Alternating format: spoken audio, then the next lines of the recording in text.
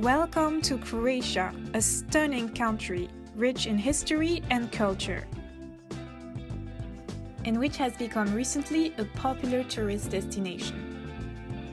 Coffee is a very important part of Croatian culture, but what makes it different and what is the history behind it?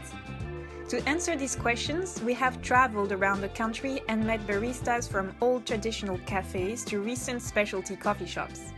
First, we wanted to know what Croatian coffee culture is all about.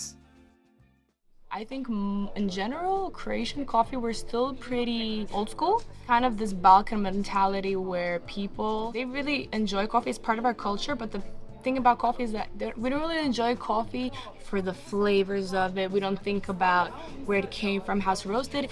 It's meant to be taken just to purely sit down for 3 hours and talk. There's a certain coffee culture in Croatia. People are really proud about drinking coffee. They really love drinking coffee. Like they love to sit and talk and drink coffee. They need the coffee, but also it's always like a reason to just sit down with friends, with family, or even just talk to someone you don't know, have a coffee, and then someone sits next to you, start a conversation. It's all about getting together, community, while enjoying a good coffee. In Croatia, everybody thinks they know about coffee. Like, they know everything, and they're really big coffee drinkers. But for like the whole history, we're drinking like really bad coffee. Like, it's all robusta, overburnt, over-roasted, so it makes your stomach hurt. Also in Croatia, it's not all the time about very high-end, very expensive, especially coffee. It's also that you make out of commercial commodity coffee, very good coffee. People here don't ask you to go to get a drink. They ask you to have an espresso. So it doesn't matter what you drink, you always drink coffee. So this is the culture. We sit around and chat, and we don't even need to have a coffee, but we call you for a coffee, so you know how much important it is for us. When people say they have a coffee culture, it refers mostly to everything happening around the coffee, such as sitting down and chatting for hours. Coffee shops were not that common until now, and coffee is usually consumed in restaurants and bars. But we wanted to learn more about these traditional coffees and where they came from. A lot of Turkish influence. People here at home, they usually make Turkish coffee, so they just warm the water with a few spoons of coffee and you drink that. I mean, I even do that sometimes. I think it's very influenced, yeah. Turks were in Bosnia a very long time, and they developed Turkish coffee. So it's like Iberic coffee. You also have World Iberic Coffee Championship. They have different kind of technique. Some like give coffee into cold water. Some are giving the ground beans into cezve, and they're like roasting it also, like let's say double roasting it. Like there's certain drinks that we are not so used to. For instance, malalano, that is an espresso with cold milk. Like I never noticed anyone drinking that so much, like in Germany or UK. So there's certain drinks that are very popular here, or the other one's coffee with whipped cream, which we don't serve, but it's like a very, very traditional, like a drink that people like a lot. It seems that Croatia has its own favorite coffee recipes, derived from the Italian espresso and Turkish traditions. In order to find out more about that, we head towards one of Croatia's first coffee shops, Kavana Central. This is Kavana Central Cafe. This is the oldest coffee shop or cafe in Split, and it's over 300 years old. So let's go in and taste some traditional Croatian coffee. Kavana Central is an elegant, traditional-looking coffee house, which is also a restaurant and a hotel, with typical Croatian design and food. We are first cafe in the history of Split, and second oldest cafe in Croatia. We actually were the first one to introduce espresso like this. Usually we cook the coffee like this Turkish coffee that you have like there, we cook it here, and then when espresso was arrived from Italy, of course, we were the first one to introduce it to Split. To cook good espresso, it's not just the machine, it's not just the coffee, it's not just the weather, it's a mix of all that. We try to give the best espresso that we can. The type of, the brand of a coffee is Fabia, which is a small Viennese brand, and the way that they are roasting and collecting the coffee, it is under the UNESCO protection. So it is a typical coffee. To be honest, all these, like, let's say, like original coffees, the strong one, they are usually acid, and we are not used on having those kind of coffees here. People here like to enjoy their coffee, which is like smelly, you know, it has nice taste, it's nutty and not strong, not acid. It needs to be balanced. So we don't experiment with the other, like, it is what we have, you know, what we got. To start with, they told us we needed to try the espresso with the whipped cream, which is typical of the region. What kind of cream is that? Similar like whipped cream. Give it a nice swirl and try. I think for me it's the best combination ever. It's actually pretty nice. Very sweet. Yeah. There's a lot of sugar in the cream. Or is it like, this is like a traditional thing from Splits. It's our Croatian brand, you know, Ledo. So what did you call this type of coffee? Coffee with cream. Coffee with cream. Yeah. Simple. Kind of tastes like warm coffee ice cream, in a way. And we don't drink here filtered coffee, like Americano. No, it's just koguma. We call it koguma jezva, but it's a Turkish thing. You put it on a stove, but it's just the pot. You put it to boil, then when it's boiled, you put the coffee and you mix it, then put it again to rise, and then when it is rose, how do you call it? It's done. Do you serve that here? No, because we don't have time. People in Split are really not known for their patience, so the sooner the better, so they wouldn't probably wait until everything goes up and down, so no. Maybe in the next future, who knows. Even though they don't serve it, they made Turkish coffee especially for us. Turkish coffee. It's really hot, but you see how creamy it is, because it needed to rise one more time. And it's not as strong as the one from the machine, and you usually put milk to make it more creamy. And of course, it all depends how many coffee you put inside. This is how strong it is. And you will see by how much funda, this is what it's the leftover in the pot that stays from the coffee. But we don't filter it like other people. This is Turkish coffee. Very grainy. It's not terrible, like I was expecting. But it's very dark and like very, very strong. So this is like the traditional coffee that used to be served here before espresso? Yes. There were no espresso machines. Yeah, very interesting. I think this is a lot better than the traditional Italian coffees.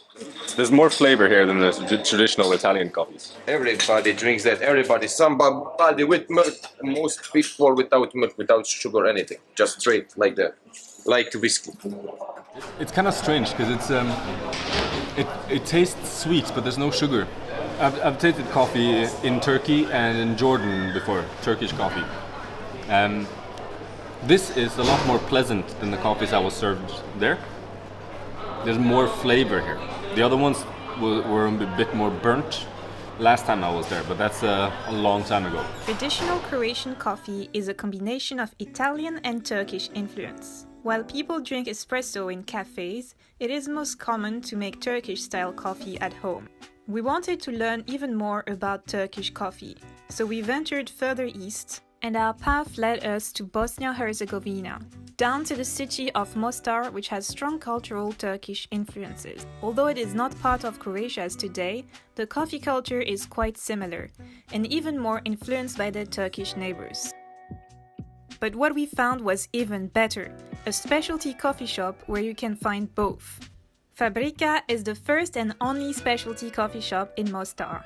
They offer a wide range of blends and brews, and you can even have a Chemex. But most importantly, they serve traditional Turkish coffee, and today this is what we are here to taste.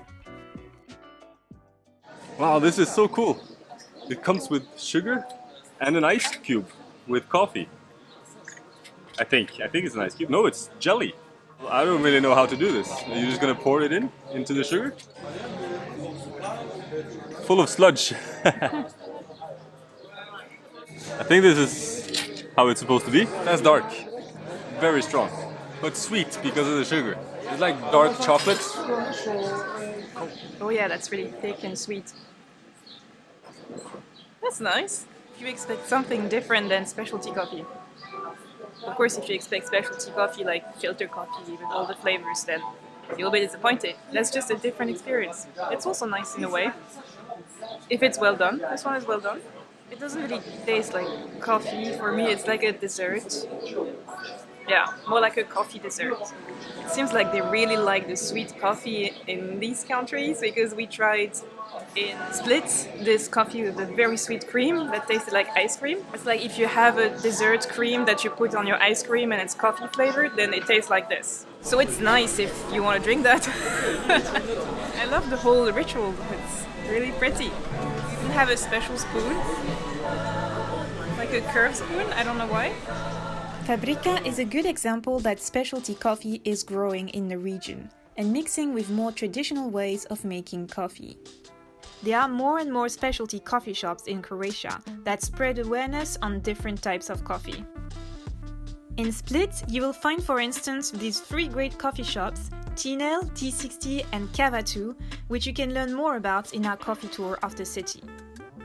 I think specialty will never surpass commercial, but maybe we can do something about that we do really good commercial coffee, you know. Just maybe was a few years behind Australia or US or UK, but slowly developing. Like most of the roasteries, coffee shops are in Zagreb, in the capital, but then the second biggest city is Split, and now like for 2 years we've seen more coffee shops popping up. With time, people enjoy like something like batch brew a bit more, like really tasting different varieties, different origins.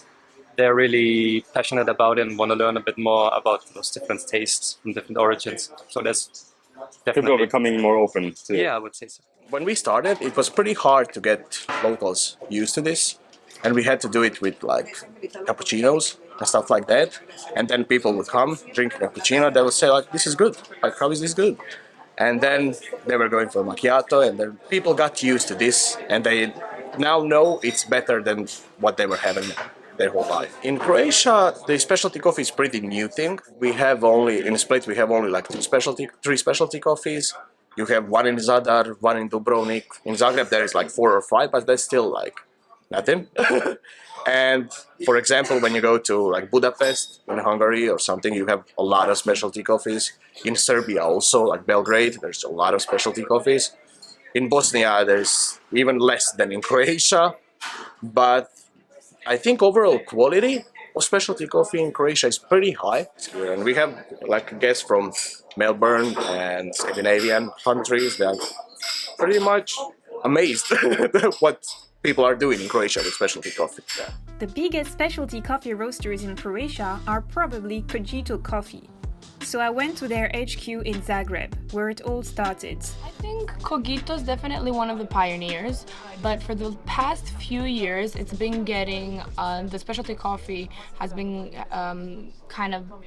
getting into the scene. In general, I would say they are not yet used to specialty coffee because it's been on the scene for the past few years mostly, and people have been opening up places. I mean, this has been here for 10 years, but people who understand coffee and love it, they come here. So I'm forgetting actually that the majority of people are not used to specialty coffee, but it happens here and there that somebody comes for the first time, they try the coffee, they think it's too acidic, they think it's I've had even some bad situations where people will say it's disgusting and start yelling at me, but I'm just like, you don't understand it, you're not used to it, you have to stop drinking the commercial coffee that sucks to get used to the good coffee. So I think it's getting there, but in general people are still very used to very hard roasted commercial coffee. They also have a shop in Dubrovnik, situated in a picturesque historical center. They are the first in the city, and even though their customers are mostly tourists, many locals seem to be more and more curious about it. In the last decade, more and more specialty coffee shops are opening across the country.